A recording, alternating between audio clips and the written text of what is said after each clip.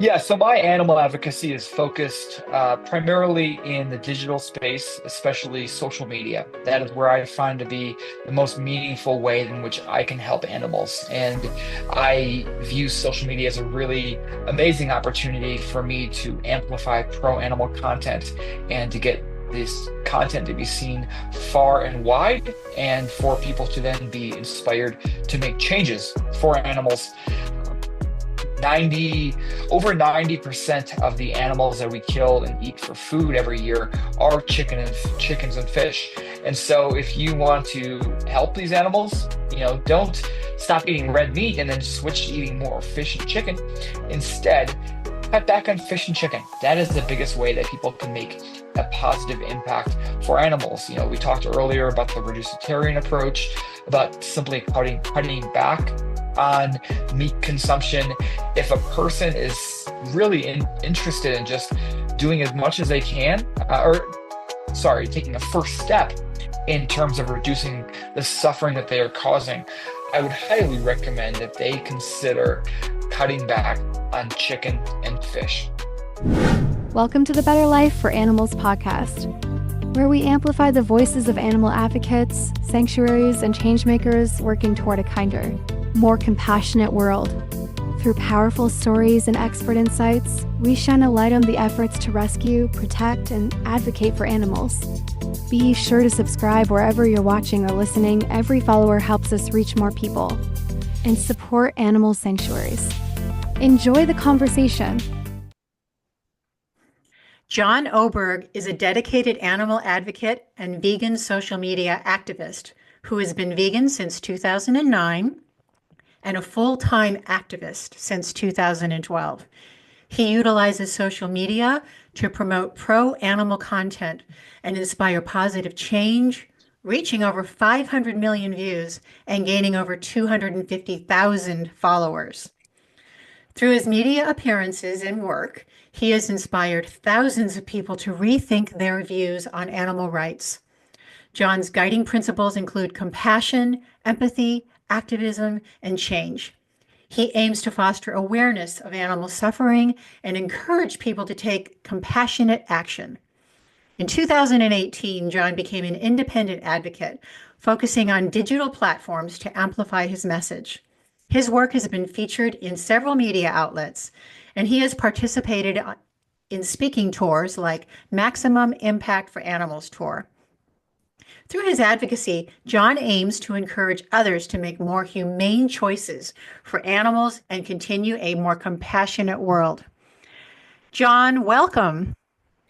May I say that I am such a fan.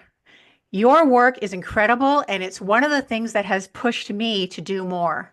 Because don't you agree, John, that until factory farming is the thing of the past, we are not finished? Absolutely, Cheryl. Thank you so much for having me on your show. I am a big fan of yours, and I am obviously a huge proponent of ending factory farming and the cruelty within animal agriculture. And I really do feel like it's one of the uh, just worst things that's happening in the world, actually in the history of the world. It's just caused so much suffering for animals who are innocent and who asked to have no part in this. And I will keep fighting until my dying breath to end factory farming, to change the ways in which we view animals, and to show them compassion, consideration, and respect. Absolutely. John, you have such a strong presence on social media, and I know you help others as you have helped me. To become more effective in my reach. Can you talk a little bit about that mix that you always use, which is you show the harsh realities of what animals are actually going through, and then you also show the inspirational stories? Yeah, so my animal advocacy is focused primarily in the digital space, especially social media. That is where I find to be the most meaningful way in which I can help animals. And I view social media as a really amazing opportunity for me to amplify pro-animal content and to get this content to be seen far and wide, and for people to then be inspired to make changes for animals.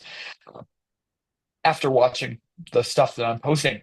So I do this very strategically. As much as I would love to just maybe focus on one thing all the time, I don't think that's the most effective. I think it's more effective with your social media strategy, but also just advocacy in general, to have a mix of approaches. So I focus largely on factory farming footage and slaughterhouse footage, and to show that the ways in which animals are being mistreated.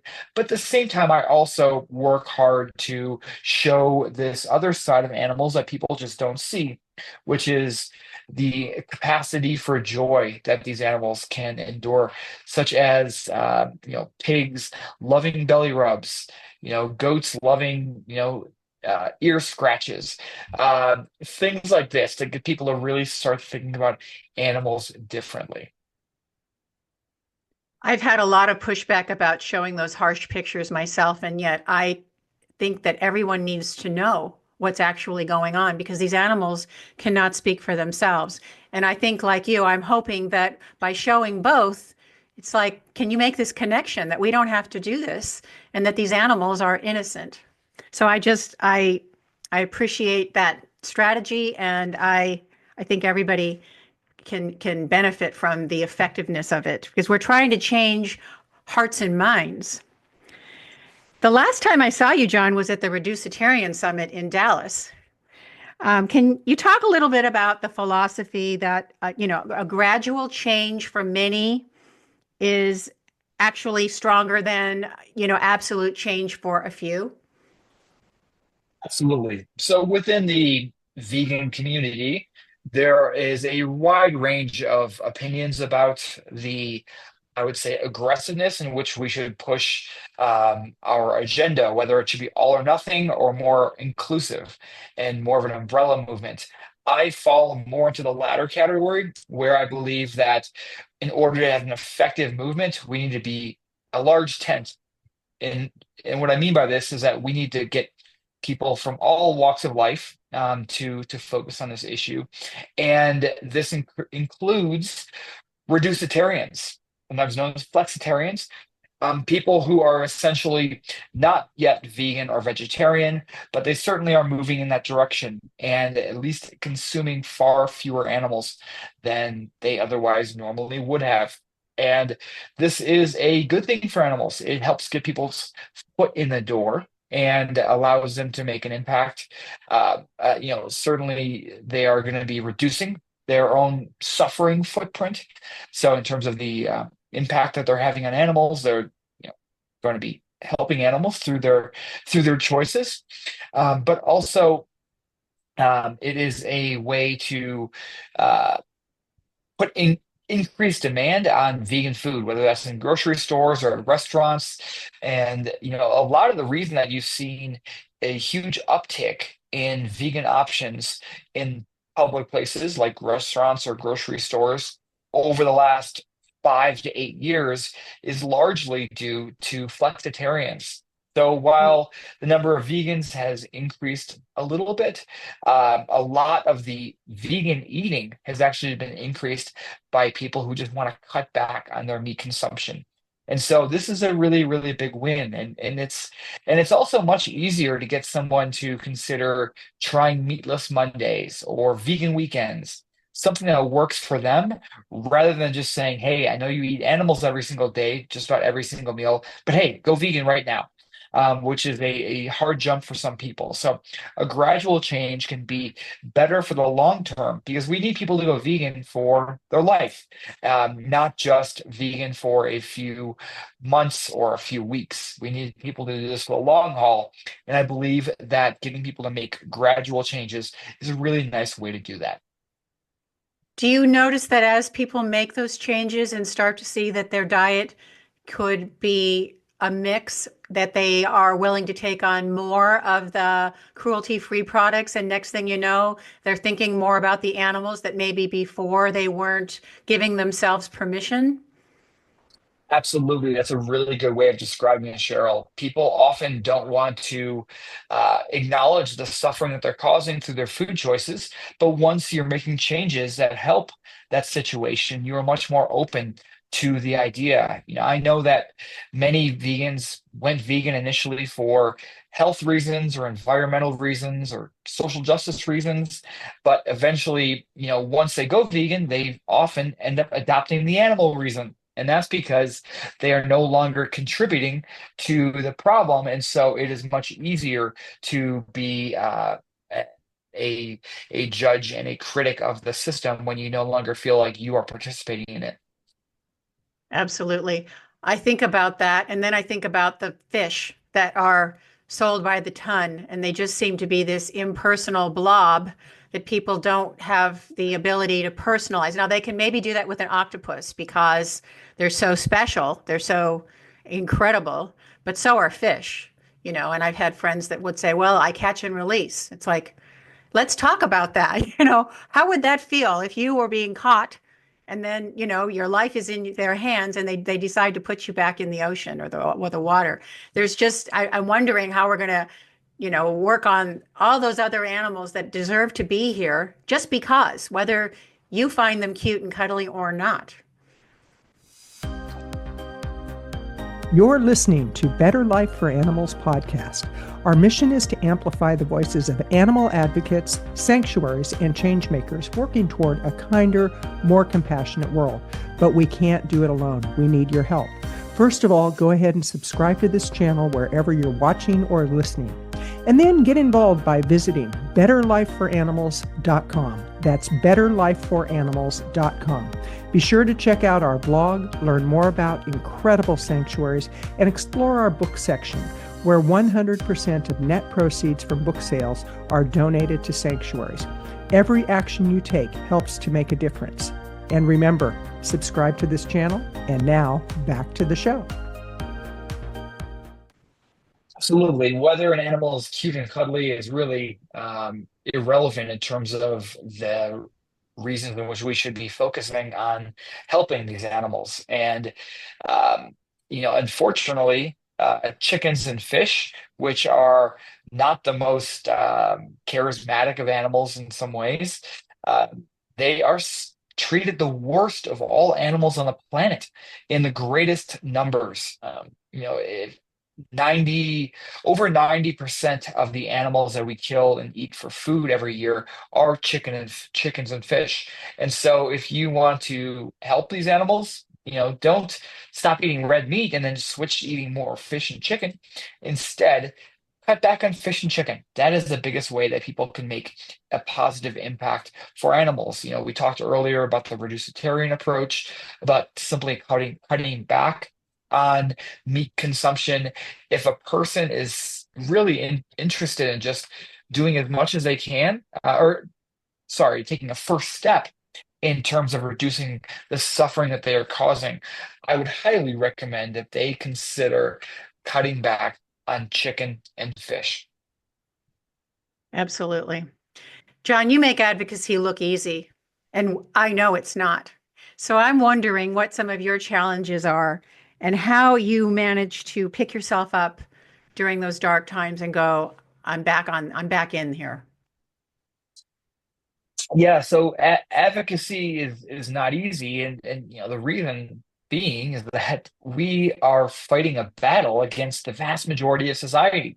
Over 90% of people consume animals just about every single meal, every single day.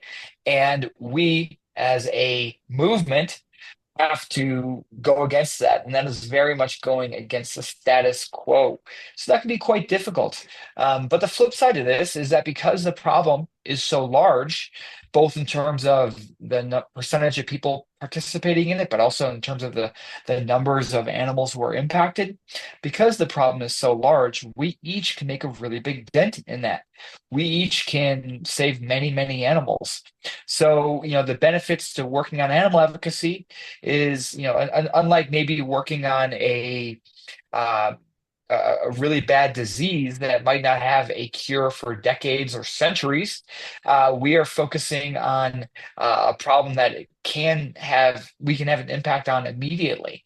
And everybody cares about animals, so the issue is not a very difficult one to sell, in the sense that everybody loves animals. And so we simply need to get people to just approach. We basically just need to get people to align their behavior and the foods that they eat, for example, with the ethics that they already have. So we don't need to get people to adopt some radical new worldview. And so, as vegan advocates, if we understand this and understand that we don't need to get people to drastically change, at least in terms of their beliefs, then it is simply the desire to get them to choose one thing off a shelf instead of another, one thing off a menu instead of another. And that is going to make a really, really big impact for animals. I find sometimes that this advocacy can be somewhat isolating and lonely. And so I have found reaching out to like-minded community members such as Vegan Toastmasters has been a lifesaver for me. It's been a game changer. I know that you are very steeped in this movement, so you have a lot of outlets. And how do you feel like that makes the difference for you? Because I think anybody who's going to take this on even a little bit, they need to have a community of support. Community is vital, Cheryl, and we see that a lot of people who go vegan end up going back to not being vegan. And a big reason for this is not having community.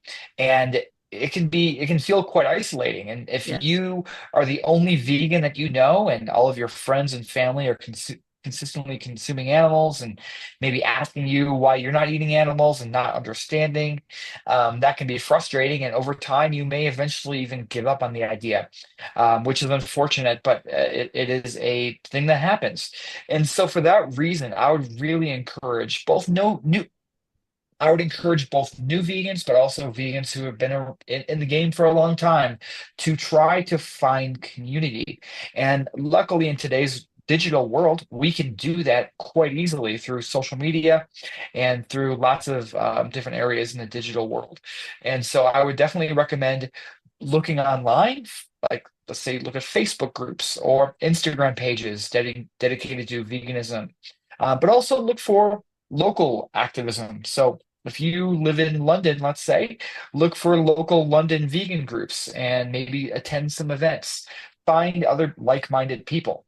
And you might find that all it takes is one or two vegan friends for you to feel like you have enough of a support system that you can do this for the long haul. Well said, John. One of the things that we want to highlight on this podcast are the amazing founders and workers that you find at animal sanctuaries. And I know you spend a lot of time at animal sanctuaries, John. I'm wondering if maybe you have a story or two or an example that you'd like to share about some of the incredible work that's being done at animal sanctuaries. Yeah, animal sanctuaries play a really important role in the sense that they are telling these animal stories in a way that almost nobody else can. And given the fact that animal agriculture keeps these doors of factory farms and slaughterhouses tightly closed, and it is very difficult for people to see these animals, even though they are raised in the billions. Um, Animal sanctuaries provide a really great opportunity for folks to understand more, to see this side of animals that otherwise wouldn't be seeing. And I have met so many amazing rescued animals and animal sanctuaries around North America and beyond. And they always really are just a, a recharge of my provide a recharge of my batteries because it is so beautiful to see these rescued animals. One of my favorite animal sanctuaries in the US is an animal sanctuary called Rosie's Farm Sanctuary, and this is in Potomac, Maryland. And I am friends with the owner named Michelle, and she's an amazing human being who has done so much for animals. And I visited the animal sanctuary in 2023 and in 2024. And in 2023, I met this piglet named Sunshine, and she's so sweet. And she actually fell off of a truck on the way to a slaughterhouse and was rescued and found her way to Rosie's Farm Sanctuary. And that is where she was spending the rest of her life.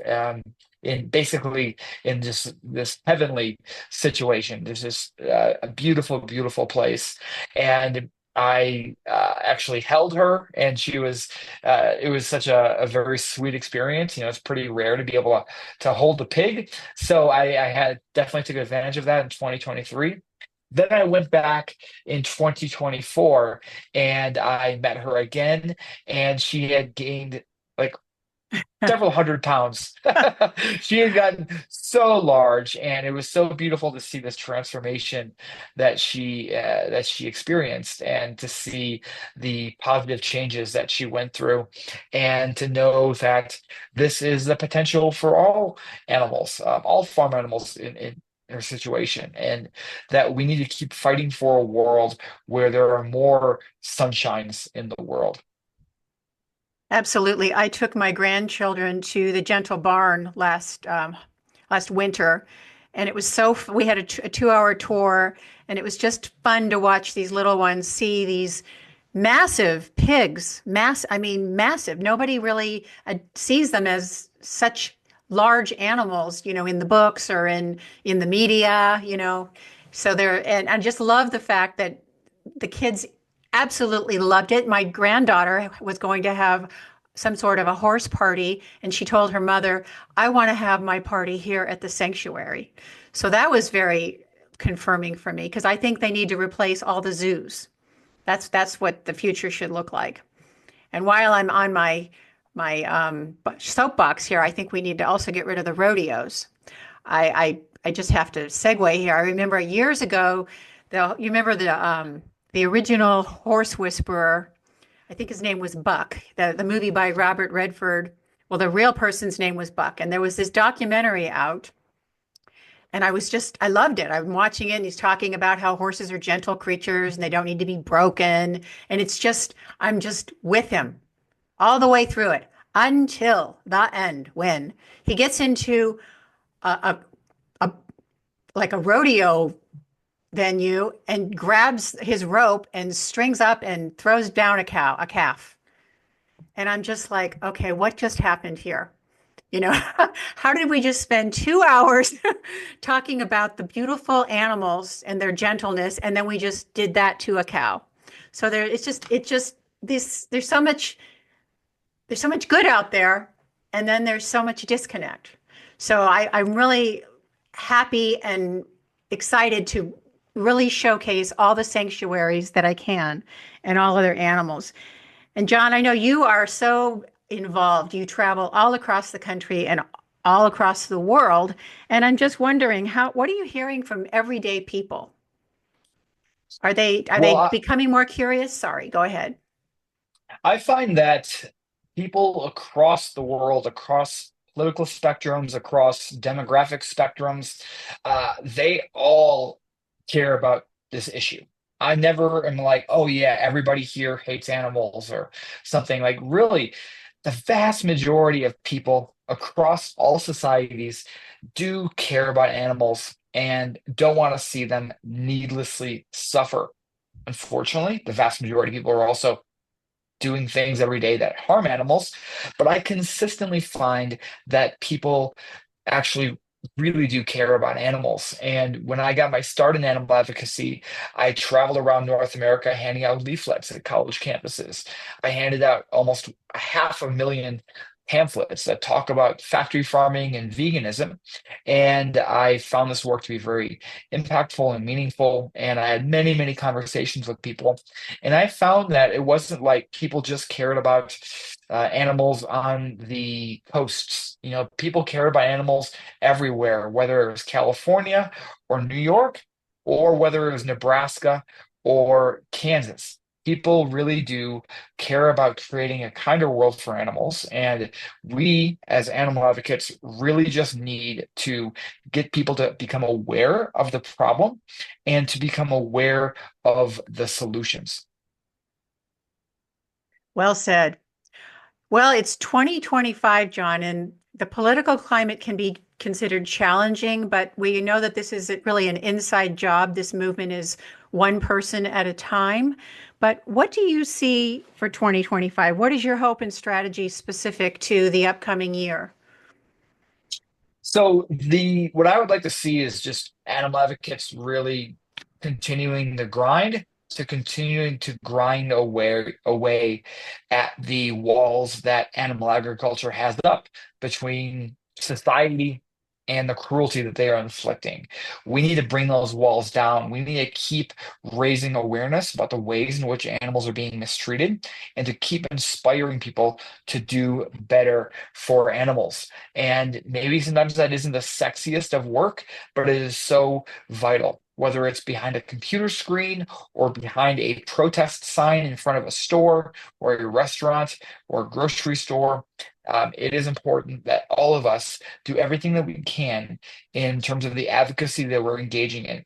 Do it as much as you can within reason and fight hard because the animals don't have many people speaking up for them. So they really are dependent on us.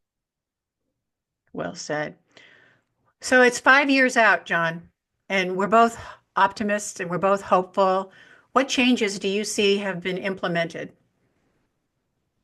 Well, I would love to see increased availability in vegan food. I find that focusing on food is the biggest way in which we can impact animals because 99% of animals that are killed every year are the animals that we eat.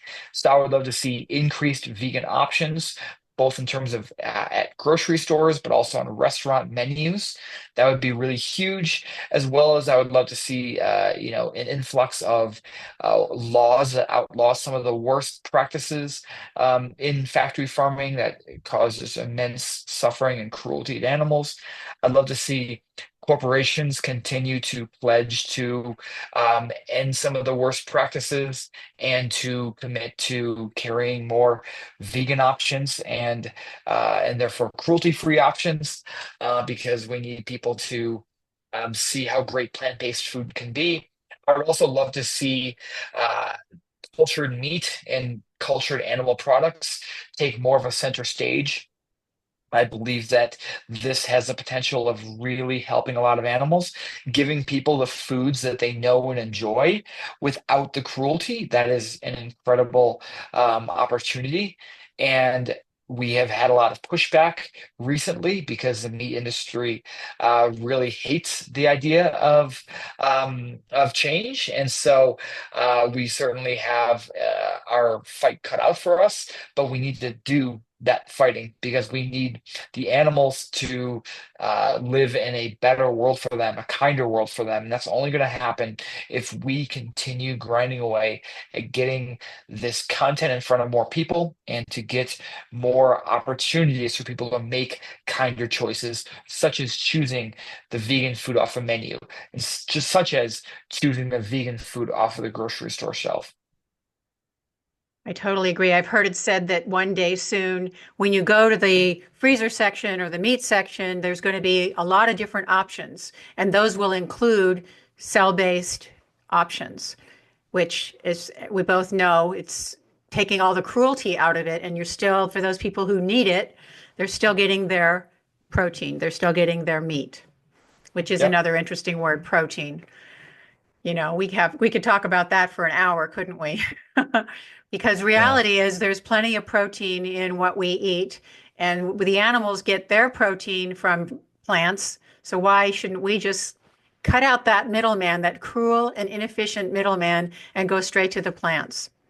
You and I are both examples of that. We've been vegan for a long time, and you're about as healthy as they come, John, and I consider myself healthy as well. And I think it's because of our healthy diet, and it's good for the soul because we are not contributing to the needless cruelty. So Yeah. yeah, it's, I just wonder, John, is there anything that you, being such an advocate, and this is a platform, is there anything that I've left out that you would like to talk about before we say goodbye?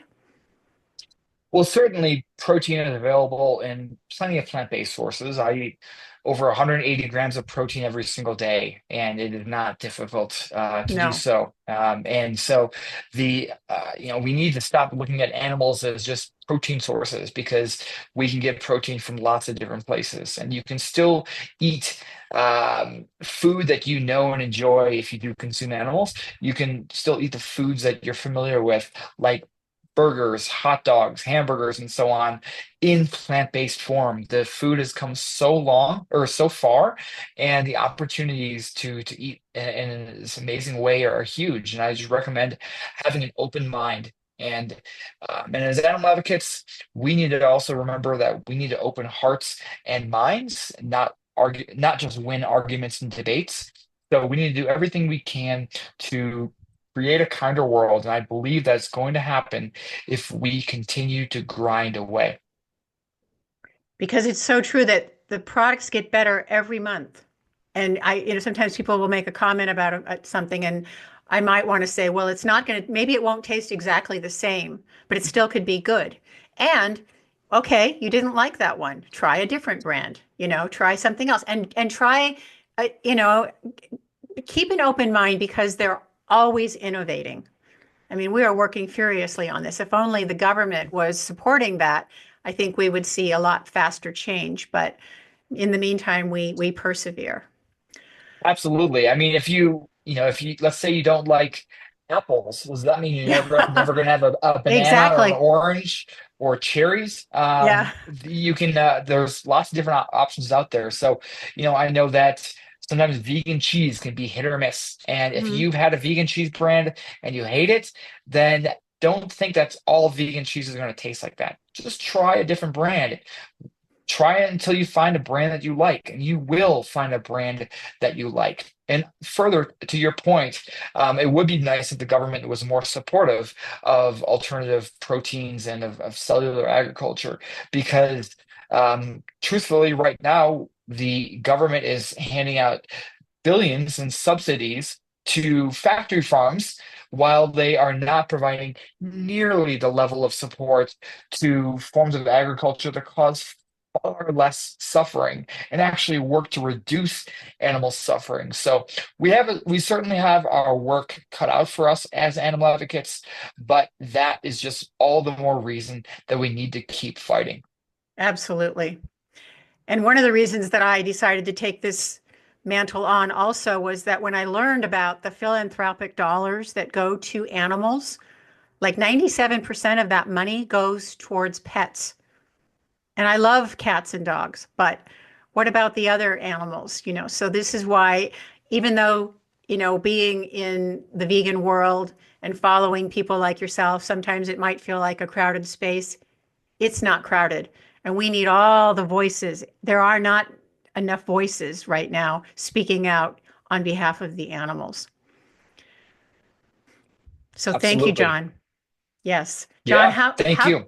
Yes. How can we find you, and how can we support you? My website is johnoberg.org. That's johnoberg.org, johnoberg.org. And on there, you can find lots of links to my social media pages, but you can also find a way to donate to support my work. My work is I am an entirely independent animal advocate. And in that work, I depend on the donations from people who believe in the work that I'm doing, and they can donate on my website. And the website for that is donorbox.org/John Oberg, but there's plenty of links on my website. So that is how folks can get involved with my work. And if they choose to follow my work on social media, they can find those links on my website. Fabulous. John, thank you again for being on my podcast. I'm once again a huge fan, and I know I'll see you again soon. Thanks for having me, Cheryl. Cheers. Absolutely. Cheers. Thank you for joining us on the Better Life for Animals podcast. Together, we can create a world where all beings are treated with dignity, respect, and care. If you enjoyed this episode, be sure to subscribe, rate, and review wherever you're listening. It helps us reach more people and spread awareness about the incredible work happening in animal sanctuaries. You can also share this episode with friends and fellow advocates to keep the conversation going. Until next time, keep speaking up, taking action, and making a difference for the animals.